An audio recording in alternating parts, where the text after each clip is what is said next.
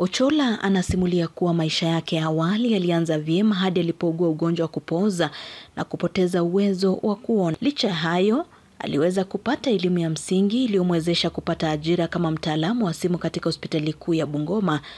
Hata hivyo, maisha yake yalidhorora baada ya kusimamishwa kazi hiyo na kulazimika kuondoka katika nyumba ya hospitali hiyo. Hii shida kutuona, nilizaliwa kama naona, lakini baada ya miaka 7 polio ikaingia kwa miguu, nikatibiwa. Baada ya kutibiwa ilihama ikaenda kwa macho, lakini pale mzazi angeweza kutambua, alikuja kutambua kama iko late. Ingawaje nilisaidiwa operation kidogo, lakini haingeweza kuzaa matunda zaidi kupita hapo. Niliweza kuenda kwa shule ya wasioona, nikasoma hadi darasa la 7 na nikaenda kwa college ya kufanya kazi kama sim telephone operator. Na licha kufanya hiyo kazi kosi, bado tena nilifanya kazi na serikali kwa miaka 20 bila malipo, bila kuandikwa. Na mwishowe nikaambiwa hakuna kazi na nikarudi nyumbani. Anasema alikutana na mchungaji wa kanisa la Christ Ambassadors katika mtaa wa Sinoko, ambaye alimpa chumba kanisani ambayo yamekuwa makao yake kwa miaka 20. Sasa maisha ile naishi ni ngumu sababu sina wazazi, sina shamba, mimi mwenyewe sioni, sina njia yote ya kujisaidia. Naishi kwa uwezo wa Mungu tu. Mkewe Herman, Bi Evelyn Ochola, anasema kuwa hali ya maisha imekuwa ngumu na hivyo anaomba wahisani kuingilia kati na kumsaidia pamoja na mumewe na wanao 4, kwani mmoja wao alipita mtihani wake wa kidato cha 4 lakini hajaweza kujiunga na chuo kikuu kutokana na ukosefu wa fedha. Hali ya maisha imekuwa na ugumu kwa sababu bila ana kazi hivi. Mimi mwenyewe nilikuwa najaribu kufanya biashara, najaribu kuuza hata ndizi, nikifanya ndizi nikiuza, nikifanya ndizi nikiuza, na tunaendelea kuishi. Lakini hali ikafika mahali kupata hata hiyo vitu, kupata ama pesa, msaada yote ikawa ni ngumu. Bishop akatuambia, nyinyi msikufe moyo, mkae tu, jambo la maana ni kuomba peke yake. Na ndio tukakaa tu. Mtoto mwenye tuling'ang'ana na yeye kusoma sana, msichana yeye alisoma akafika darasa la 7 na akawacha shule akakaa.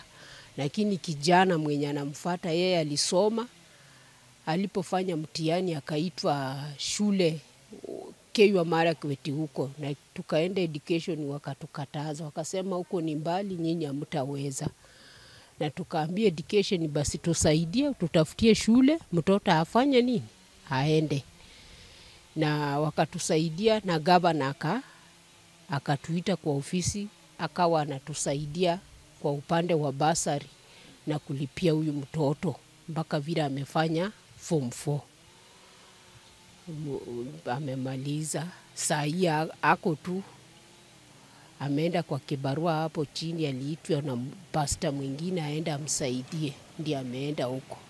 Lakini msichana ako hapo. Kutokana na hali hii, shirika la Silver Shield likishirikiana na wanaharakati wengine limemtembelea Ochola na kumpa mahitaji ya kimsingi kama njia ya kuwakumbatia waliosahaulika katika jamii.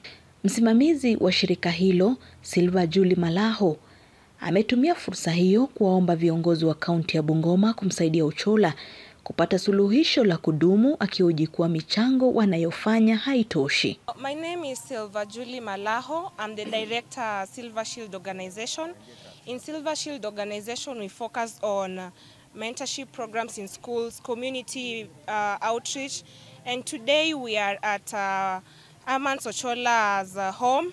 We have come to visit him as a gesture that people living with disabilities have been neglected by the government. For example, Herman Ochola, a blind man in Sinoko village, he has stayed in Bungoma for over 20 years. He has served the government and now he never got paid. Kauli yao imetiliwa mkazo na mkewe mchungaji wa kanisa la Christ Ambassadors of Love, Julia Malaho, ambaye amesisitiza kuwa Herman Ochola anahitaji msaada wa haraka. To be hosting Herman after he had been thrown out of the government house. And for all this time he has been around.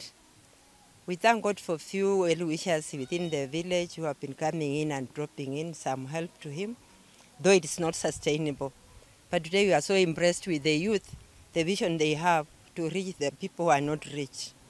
How I wish that this message they have spoken in the air could reach the people who are in charge, especially the government officers, the county government officers, and all who are well-wishers. They may know that man belongs to many people, and mtu ni watu. So Herman's life should be better than what it is today. As a church, we have tried what we can, but how we wish other people could also come in and even have him housed, put a small plot where he can put up a house. Because as it is now, if nature takes its course, he may not be buried on this compound. Where will he be? That issue always tortures his mind. We are calling upon the government. Kenya is not a poor country, it's a rich country. And Bungoma is even richer. Let's come up and see how we can solve Herman's problem.